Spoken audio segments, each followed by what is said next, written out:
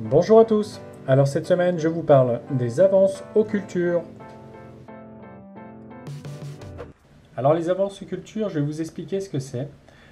Déjà, il faut savoir que dans mon système céréalier, on fonctionne avec des cycles d'un an. C'est-à-dire pour produire un blé, un colza, une orge, il me faut un cycle d'une année. Donc généralement du 1er juillet jusqu'au 30 juin. Donc pendant cette année, je vais devoir mettre dans mes champs des produits, des engrais nécessaires à la croissance de la culture.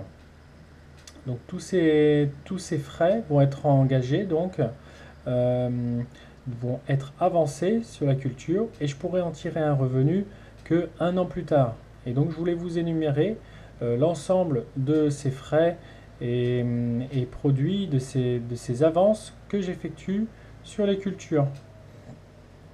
Alors déjà, on va commencer par les façons culturales. Ça va être le temps passé avec un outil, comme ici un cover crop ou une charrue, dans le champ pour préparer le sol. Tout ça, ce sont donc des frais de mécanisation que l'on va avancer. Après, il y a les frais de semences, donc le semoir, la matière première, la graine de blé ici. Après, vous allez avoir l'engrais solide que l'on inclut avec le semis.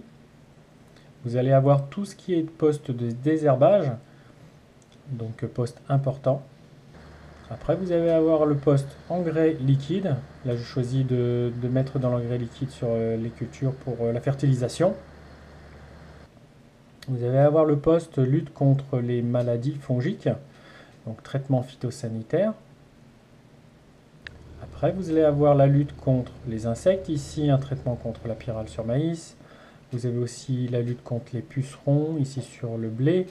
À ce stade-là, celui-ci est sensible, stade plantule. Après, vous allez avoir tous les autres frais nécessaires au fonctionnement des matériels, carburant, lubrifiant, huile, fioul, les frais engagés en matière de main-d'œuvre, si on emploie un salarié pendant la moisson. Après, vous allez avoir tous les frais fixes, assurance, comptabilité, etc. Donc voilà, tous ces postes, et j'en ai très certainement oublié, vont être à financer pendant une année jusqu'à la récolte de la culture. On pourra donc finalement se payer à ce moment-là, au moment de la récolte, mais aussi surtout rembourser et pouvoir assumer ces frais-là au moment de la récolte. Et parfois même, la récolte n'est pas vendue tout de suite, elle est même stockée.